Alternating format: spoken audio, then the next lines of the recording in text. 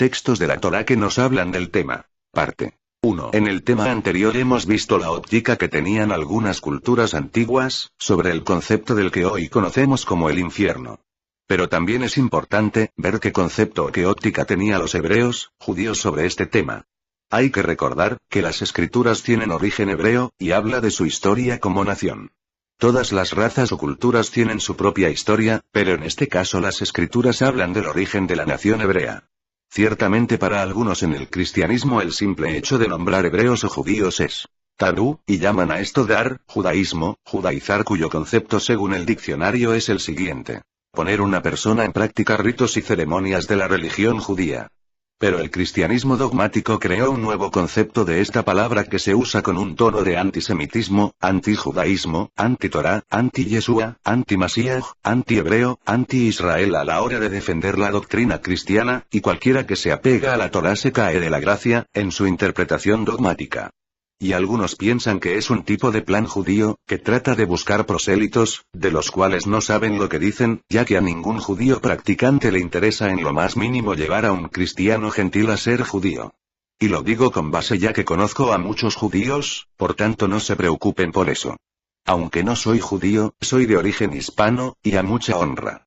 Soy un Bene Abraham con los mismos derechos y deberes que nos otorga la Torá, por el factor Masíaj, el cual es un varón judío, con padre y madre, con genealogía, y su descendencia directa con el rey David, de la tribu de Judá, reuniendo el requerimiento de las escrituras, como nos explica el Shaliach Shaul. Por ello, no podemos tapar el sol con un dedo, y no echar a mano todas las herramientas de interpretación que tenemos a nuestro alcance, a la hora de tener una idea sobre un concepto bíblico como el que nos toca hoy aquí. Por tanto, si usted, que estudia la Biblia, o Torá, o Tanaj, y cree que fue escrita por cristianos y para cristianos, creo que vive la mayor fantasía dogmática, y que el que vive de ilusiones, y sueños, muere en desengaños, y frustraciones como dice el refrán popular. ¿Cuántos entienden lo que digo? Dicho esto seguimos. Según la fuente del Midrash y copio su definición, para aquellos que no la conocen. Midrash.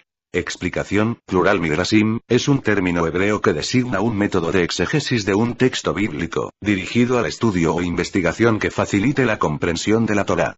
El término midrash también puede referirse a una compilación de enseñanzas midrásicas, en forma de comentarios legales, exegéticos u homiléticos del Tanaj, Biblia hebrea. Toma elementos actuales para ejemplificar de modo comprensible textos antiguos. Proviene etimológicamente del verbo hebreo dars, que significa buscar, investigar, estudiar. Afirma que antes de ser creado los cielos y la tierra el Eterno concibió 7 conceptos. Pero antes es necesario que recuerde la definición de concepto. Representación mental de un objeto, hecho, cualidad, situación, etc. Teniendo bien claro qué significa concepto, que nada tiene que ver con seres voladores, ni entes, ni espacios físicos, y nada de lo que el cristianismo creó, vamos a ver qué nos dice el Midrash. Estos 7 conceptos fueron lo siguiente: la Torá, el arrepentimiento, el paraíso, el infierno, el trono de gloria, el templo, el nombre del Mesías. Según el Midrash, el concepto del infierno fue concebido antes de la creación al igual que el nombre del Mesías.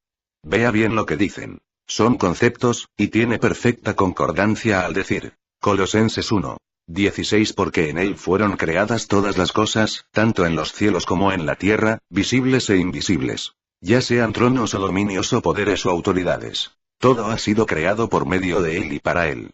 Por lo que el concepto del Mesías, ojo dice concepto, no persona de carne y hueso o ser extraterrestre ni nada por el estilo.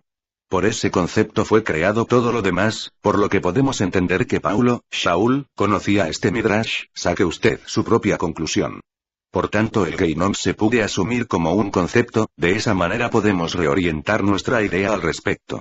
Ahora bien, volviendo al tema, vamos a revisar los diferentes textos de la escritura que nos ayuden a tener una idea o fundamento sobre este concepto, pero olvidemos un rato lo que dicen las otras fuentes, busquemos directamente en las escrituras, y vamos a tomar referencia a Yeshua, Jesús, sobre de cómo él enseñaba. Lucas 24:27, Reina Valera 1960. Y comenzando desde Moisés, y siguiendo por todos los profetas, les declaraba en todas las escrituras lo que de él decían. En esta excelente enseñanza de estudio, el Masíaj nos muestra que todo estudio de cualquier tema se debe iniciar desde el principio, o sea desde Moisés, el que apodó el cristianismo como Antiguo Testamento, e ir avanzando por los profetas y siguientes. No como ha enseñado el cristianismo, los cuales comienzan por lo que ellos apodaron con Nuevo Testamento, que nosotros conocemos como Dichos de nuestro Rebe Yeshua, Código Nazareno, Misma Netzarita, Código Netzarita, Sofen Amalhudí, o Brit Hadashah. De esa manera podemos tener una idea clara, y más detallada del tema. Lo que dice la Torá es la fuente, y debe ser respaldado por los profetas, salmos, etc., y posteriormente se debe avalar ese mismo tema en el Brit Hadashah, solo como concordancia, no como su fuente ni su explicación inicial. Claro está, existen textos donde nuestro Masíaj Yeshua da explicaciones halágicas sobre la aplicación de ciertos mandamientos, pero ninguna de ellas induce a violar el texto inicial de la Torá, como fue explicado en el tema. ¿Yeshua abolió la Torá? Favor leer. ¿Cuántos entienden lo que digo? Bien dicho esto, y ya dando por entendido las reglas de estudio seguimos. En hebreo existen palabras como Sheol y Abadón, y en griego está la palabra Hades. ¿Serán estos los mismos lugares? Vamos a ver lo que dice el diccionario de Strong. Sheol. Reino de la muerte. Tumba, infierno, inframundo, lugar en que las personas descienden a la muerte. Aradón. Perdición, reino de los muertos. Hades. Infierno, infiernos, muerte, la morada de los espíritus de los difuntos. Gehenna. Infierno, una al oeste del valle y al sur de Jerusalén, también es un nombre simbólico para el lugar final de castigo de los impíos. La palabra que está detrás del Sheol hebreo fue la traducida en el Nuevo Testamento en griego como Hades, y la palabra que al parecer está detrás de infierno es Gehenna, que podría ser la que llaman en hebreo Geinom, conocido por los cristianismo como purgatorio. Teniendo claro estos conceptos en mente, seguimos con el tema. Ya hemos visto algunos conceptos que se relacionan con el infierno, pero vamos a ver qué dicen las escrituras al respecto. La primera vez que uno de estos conceptos aparece, es en el libro de Bereshit, Génesis 37:35. Y se levantaron todos sus hijos y todas sus hijas para consolarlo. Mas él no quiso recibir consuelo, y dijo: descenderé enlutado a mi hijo hasta el Seol. Y lo lloró su padre. En esta versión dice: y se levantaron todos sus hijos y todas sus hijas para consolarlo. Mas él no quiso tomar consolación, y dijo: porque yo descenderé a mi hijo enlutado hasta la sepultura. Y lo lloró su padre. Como vemos, el contexto de este pasaje es el lamento de Jacob, por la muerte aparente de su hijo Yosef. Y solo podemos interpretar como el Sheol, simplemente como la tumba o sepultura donde se coloca un difunto. No vemos indicios de terror o sufrimiento de la comedia de Dante, por ningún lado. De la misma manera se pueden interpretar estas palabras en estos textos. Génesis 42:38. Pero Jacob dijo: mi hijo no descenderá con vosotros, pues su hermano ha muerto, y me queda solo él. Si algo malo le acontece en el viaje en que vais, haréis descender mis canas con dolor al Seol. O sea que moriré con mucha tristeza, y dolor en mi corazón, ya que mi otro hijo que amo también me es quitado. ¿Entienden? No habla que iba a padecer ningún tipo de sufrimiento ya muerto, sino que su muerte sería con mucho dolor y tristeza por la pérdida de su otro hijo. Como lo explica este siguiente pasaje. Génesis 44:29-31. Y si tomáis también a de delante de mí, y le acontece algún desastre, haréis descender mis canas con dolor al Seol. Ahora, pues, cuando vuelva yo a tu siervo mi padre, si el joven no va conmigo, como su vida está ligada a la vida de él, sucederá que cuando no vea al joven, morirá. Y tus siervos harán descender las canas de tu siervo nuestro padre con dolor al Seol.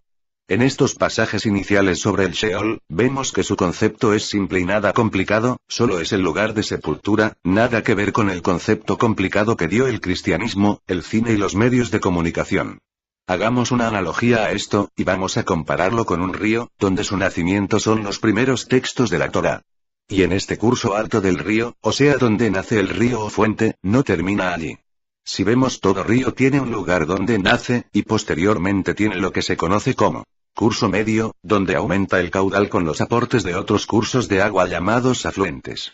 Que podemos entender como conceptos interpretaciones agregadas al concepto inicial que lo hacen más extenso y complejo.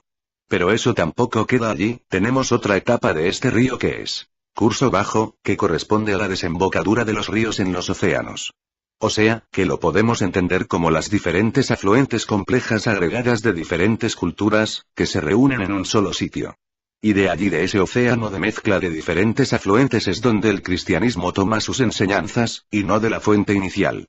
Es por ello de lo dogmático y místico de sus conceptos y enseñanzas. ¿Quiere conocer un concepto de manera apropiada? Vaya al curso alto del río, tome agua limpia y clara de su fuente, y no de su desembocadura, contaminada y viciada. Es mi más humilde consejo, ya que la decisión es solo suya, nadie la va a tomar por usted. Recuérdelo. Luego seguiré si el Kadosh Baruj Hu, en su poderosa y santa misericordia lo permite. Shalom a todos.